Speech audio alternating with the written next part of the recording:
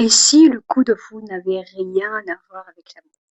Et si cette sensation d'évidence, ce besoin presque incontrôlable d'une personne, n'était pas un signe, mais une mécanique? Ce que tu appelles une évidence, ton corps, lui, l'a décidé bien avant toi. Et ce qu'il a reconnu, ce n'est pas forcément ce qui est bon pour toi. Et c'est exactement ce qu'on va aller décoder ensemble aujourd'hui.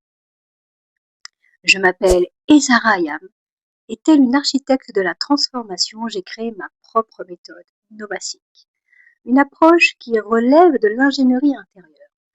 Elle est née de plusieurs années d'observation, de travail thérapeutique, d'exploration du lien entre l'âme, le corps, la conscience, l'inconscient. Et dans ma pratique, j'accompagne des personnes qui sentent qu'elles répètent quelque chose. Un schéma, une fatigue chronique profonde, une sensation de tourner en rond. Bref, quelque chose qui résiste même quand tout semble aller bien en surface. À la croisée de la thérapie, des neurosciences et du travail sur le corps. J'explore à travers elles ce qui structure une approche sous ce qu'elle croit être. Les schémas inconscients, les mémoires traumatiques, les programmes encodés. La logique derrière l'irrationnel. Et plus j'observe l'humain, et plus je réalise à quel point nous sommes influencés par des mécanismes que nous ne voyons pas.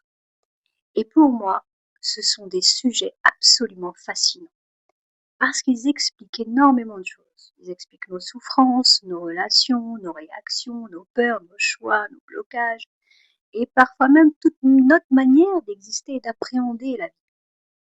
Alors, j'ai eu envie de créer un espace où l'on pourrait explorer ces sujets autrement.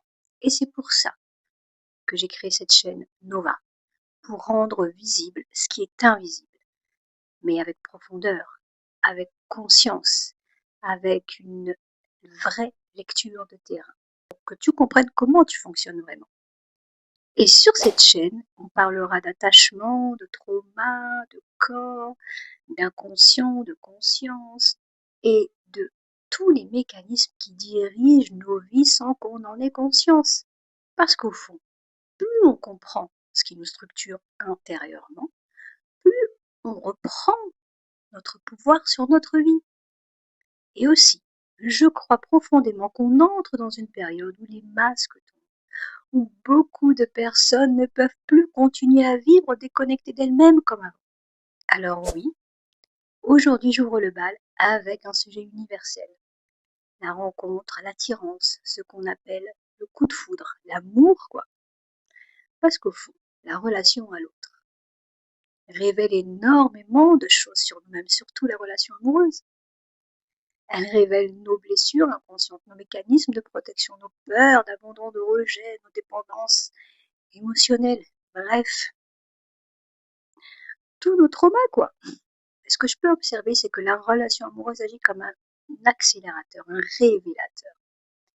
Et ce que beaucoup appellent une histoire d'amour, c'est parfois juste un système nerveux qui reconnaît ce qu'il connaît déjà. C'est pour ça que ce sujet est si important. Parce qu'en comprenant ce qui se joue dans ce qu'on appelle l'attirance, le coup de foudre, l'amour, eh bien on comprend notre fonctionnement humain. Parce que oui, on nous a appris quoi? Que l'amour, c'est comme une évidence, ce regard, cette intensité, ce sentiment d'être à sa place. Et on nous a fait appeler ça la bonne personne, le destin, l'âme sœur. Mais en neurosciences affectives, on observe quelque chose de différent. Le cerveau humain ne fonctionne pas sur le récit romantique. Il fonctionne sur la reconnaissance. Ton corps scanne inconsciemment une énergie, une posture, une voix, une façon d'être dans l'espace. Et en quelques secondes, clac, il décide. Pas si c'est bon pour toi, mais si c'est familier pour lui. Et ce n'est pas toujours visible, mais c'est une structure finement organisée à l'intérieur. Et c'est là que quelque chose devient super intéressant. Les travaux en psychologie de l'attachement, notamment ceux de John Bowlby et de Mary Ainsworth, montrent que nos premières relations créent un modèle interne, une architecture invisible, quoi, construite très tôt, encodée dans notre corps, et qui devient à l'âge adulte une référence implicite, un modèle, quoi. Donc, si une personne a grandi dans un environnement instable, imprévisible ou émotionnellement incohérent, son système nerveux va apprendre ceci. Amour égale intensité. C'est un encodage, c'est un programme.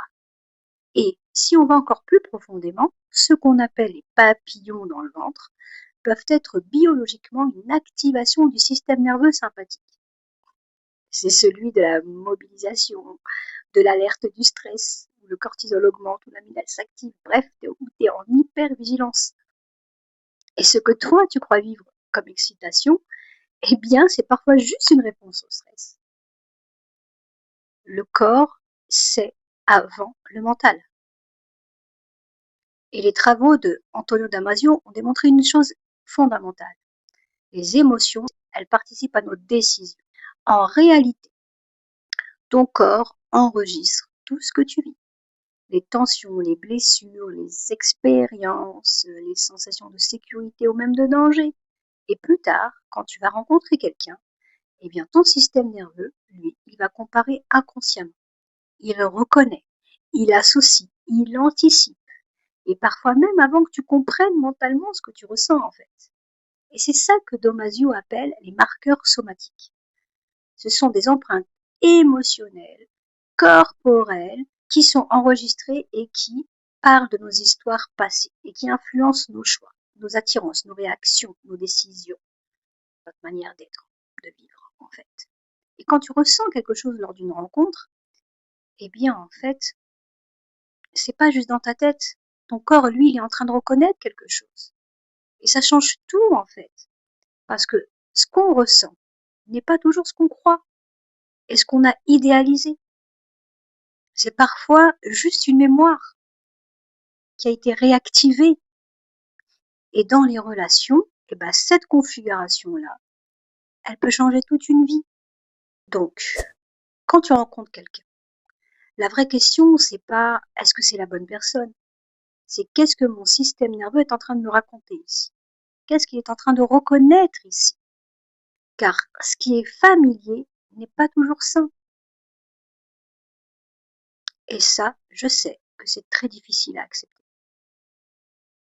Parce qu'on aimerait croire que ce qui nous attire naturellement, bah, c'est forcément bon pour nous. Mais ce n'est pas toujours vrai en fait. Et parfois même, ce qui nous attire le plus, bah, c'est justement ce qui active nos blessures les plus profondes. Et à l'inverse, ce qui est réellement sécure, stable, apaisant, doux, eh bien peut nous sembler étrange au début. On peut même le rejeter. Pas parce que ce n'est pas de l'amour, mais parce que ton système nerveux, lui, ne l'a pas reconnu. Il n'est pas habitué à ça. Parce que quand on a un corps qui a appris à vivre dans l'attente, dans l'instabilité émotionnelle, dans le manque d'affection, dans l'hypervigilance, dans les montagnes russes émotionnelles, eh bien oui, le calme peut paraître dangereux, le calme peut paraître vide, le silence ennuyant. Et beaucoup de personnes quittent des relations saines, je le vois en séance, simplement parce qu'elles ne ressentent pas l'excitation du début. Alors qu'en réalité, ce n'est pas l'amour qui manque, c'est le chaos dont elles sont habituées qui manque, qui procurait toute cette excitation qui manque. Et bien ça change tout. Parce qu'à partir du moment où tu comprends ça, tu commences à regarder tes réactions différemment. Tu arrêtes progressivement de croire que chaque émotion forte est un signe, bon signe. Tu comprends que certaines intensités sont parfois juste des activations, pas des évidences. Et la guérison, la transformation, elle commence par là, dans cette capacité à apprendre doucement à ton corps la sécurité. La capacité à apprendre à ton corps que le calme ne vient pas du vide, que la stabilité n'est pas de l'ennui et qu'un amour sain ne ressemble pas toujours à ce qu'on nous a appris à rechercher. Parce que oui, depuis la nuit des temps, dans les films, dans les séries, dans les contes, on nous a appris autre chose. Que l'amour doit brûler, doit secouer, on doit perdre le contrôle. Mais lui, le corps, il n'a pas appris ça, il n'a pas appris ces histoires. Lui, il a appris la survie. Et il a appelé ça l'amour.